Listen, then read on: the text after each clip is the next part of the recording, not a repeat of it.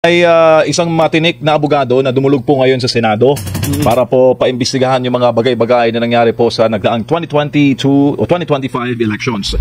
Kaya makakasama natin ngayon ang magaling na dekano ng JMC College of Law, walang iba kundi si Attorney Israelito Torion. Attorney Dean, assalamualaikum, good evening sir, si Almar, estudyante po ninyo. At ako po ngayong gabi. Waalaikumsalam warahmatullahi wabarakatuh. Magandang gabi po sa lahat ng mga nanonood at nagsusubaybay nitong sikat masyado na istasyon. Good evening everyone. Yes sir. Sir, nasa Senado po kayo ngayong araw. Ano po ang ginagawa ninyo sa Senado at anong capacity po ang dala po natin sa Senate ngayong araw sir? Yung kanina, that was in my capacity as the legal counsel po of PDP Laban. Kaya pumunta po tayo kanina kaya para ipaabot yung ating pag-follow up doon sa aming August fan letter for request for Senate investigation in aid of legislation in order to look into the irregularities committed in the last 2025 election. So pinalo up natin yun at napareceive natin doon sa Senado. Opo, kamusta naman po ang atmosphere pagpunta po ninyo ngayong araw sa Senado? Maganda naman na na-receive yung letter sa opisina ni Senate President Soto at saka sa Blue Ribbon Committee Chairperson at saka President Pro Tempore Senator Lacson, at nagkakita din kami ni Senator Robin Padilla at Bongo, at nagpromise po sila na bibigyan nila ng atensyon at hanapan nila ng paraan na masimulan na yung investigasyon about this. Sir, bilang lead counsel, legal counsel po ng PDP Laban, marami pong mga negatrons sa social media nagsasabi na yung pong hakbang daw ng partido, sour graping lamang po dahil hindi daw matanggap yung pagkatalo. Totoo ba yun sir sa eleksyon? Hindi. Marami naman talagang nangyayaring kababalaghan ng eleksyon na yun na kailangan talagang imbestigahan. At kung sour graping pa yan, bakit Senate investigation lang at hindi election protest? Sana election protest yun. Kasi pero hindi rin ito downgrade yung mga nag-election protest. Pero dito kasi wala namang balak ang mga petitioners dito, sila Attorney Jimmy Bondok, Attorney JV Hinlo, Pastor Apollo Siquiboloy, Attorney Vic Rodriguez na umupo just in case kung makikita na nanalo pala talaga sila. Ang gusto lamang nila ay isaayos itong ating election process kaya para sa 2028 wala na masyadong problema, kasi ang dami talagang problema yung nakaraang election, yung online voting lang wala nga yan sa batas ginawa. Yung mga nawawalang mga mga balota, saan na yun? Na mga 6 million na ballots yung nawawala, wala nang nangyari doon. Yung questionable procurement ng provider natin, bakit nagkaganon? At saka yung bakit yung resulta ibang-iba doon sa ating survey at doon sa ating expectation. Dapat na ma-implement yung Section 31 of Republic Act 9369 na meron talagang manual counting in the precinct level. Maski na yung lahat na ng processes ng transmission ay electronic, pero kinakailangan na may data talaga tayo kada presinto.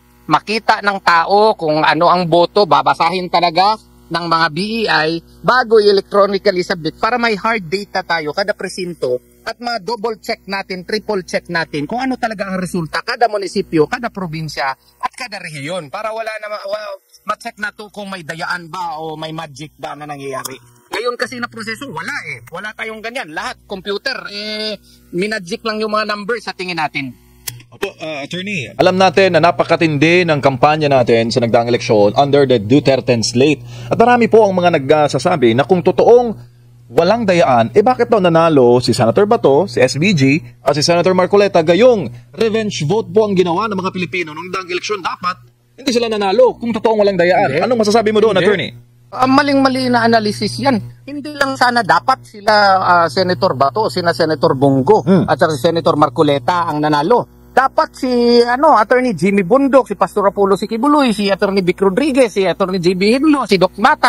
Lahat yun panalo dapat. Pero ang nangyayari kasi, mayroong over 7 million overvote. Imagine, 17 million senatorial votes na na-exclude. Wala man lang explanation bakit nagkaganon. Hindi naman siguro ibig sabihin na more than 17 million ang bobo dito sa Pilipinas na hindi marunong magboto ng 12 senators. So, yung mga bagay na yan, kailangan yan imbestigahan. Yung mga mismatch between the ballot contents and voter receipts. Yung binoto nila, si Senator Raul Lambino nga, siya mismo, iba yung binoto niya, iba ang lumabas doon sa voter receipt. Bakit nagkaganon? Kailangan tingnan yun. Yung mga hijack electronic transmission of election returns, na merong bago silang system na inintroduce. Yung dapat imbestigahan yun. Wala yun sa wala yun sa kanilang explanation. Bakit bigla na lang nagbago doon sa election itself? Lahat ng mga bagay na yan, dapat may klarong explanation. And that can only be looked into via an honest to goodness, Senate investigation. Ang mga balota na, walang mga serial numbers. Paano natin ma-determine kung yung ballot ba talaga ay precinct specific? Na wala namang mga serial number ang balota. Tayo lang ang pinaka-unique na bansa sa buong mundo na ang balota wala serial number. Agkatonto. Opo, kaninong committee sana ninyo wini-wish na mahulog itong ating pong panukalang investigasyon? Doon sa electoral reforms or sa Blue Ribbon Committee. Yun ang pero sa electoral reforms, ewan ko kung sino na ang chairperson ngayon, yun ang mag-head dito sa Senate investigation para maayos na itong ating electoral process, because we claim to be a democracy. And in a democracy, the only way by which you can really choose your leaders is via election. Paano kung yung election process natin ay questionable? Di yung demokrasya din natin ay questionable kasi meron tayong mga leader na maski hindi natin inelect, naging senador na ngayon. Bigla na lang na nag-senador tayo na hindi natin pinili. Opo, sir, for the sake of conversation lang, be asking this in good faith dahil ito rin marahil yung magiging komento ng mga taga-kabilang parlor.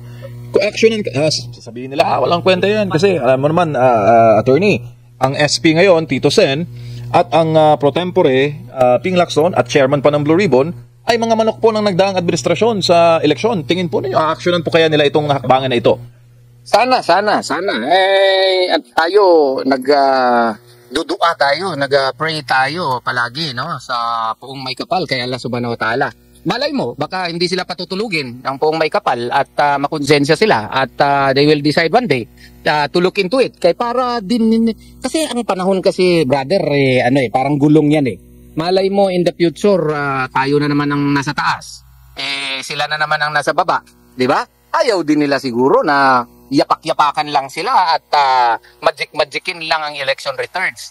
Para na rin ito kasi ang ginagawa natin ito, this is also for our children and our children's children so that our democracy would become stronger and the results of the election would become more credible and believable. Hindi katulad ngayon na masyadong maraming mga tanong na hindi nasasagot ng mga kinauukulan. Opo, mga tanong na hindi nasasagot at nababaon na lang sa limot. Pero, yun din, 2028 elections, presidential pa naman, is very, very fast approaching. Kung hindi ito aksyonan ng Senate leadership, will it affect, sir, the credibility of the upcoming presidential polls come 2028? There is a great probability na yung credibilidad ng eleksyon ay magiging questionable system. I do hope yung COMELEC chairman natin, si Chairman Garcia, will also look into his legacy as a person and as a human being as the COMELEC chairman.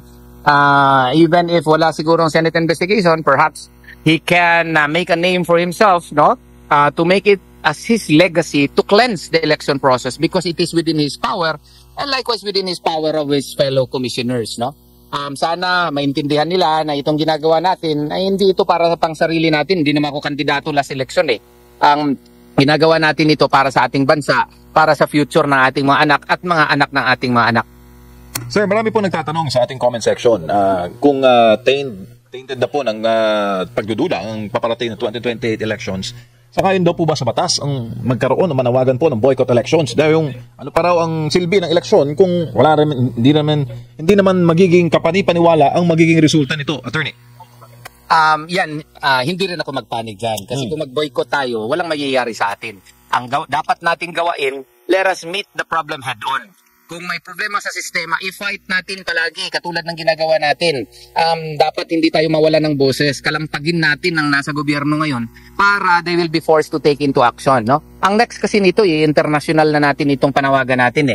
We will bring this to the United Nations. We will bring this to international bodies so that the international community will know and will understand that we are a democracy, yet the electoral process upon which our democracy is founded upon is tainted and questionable.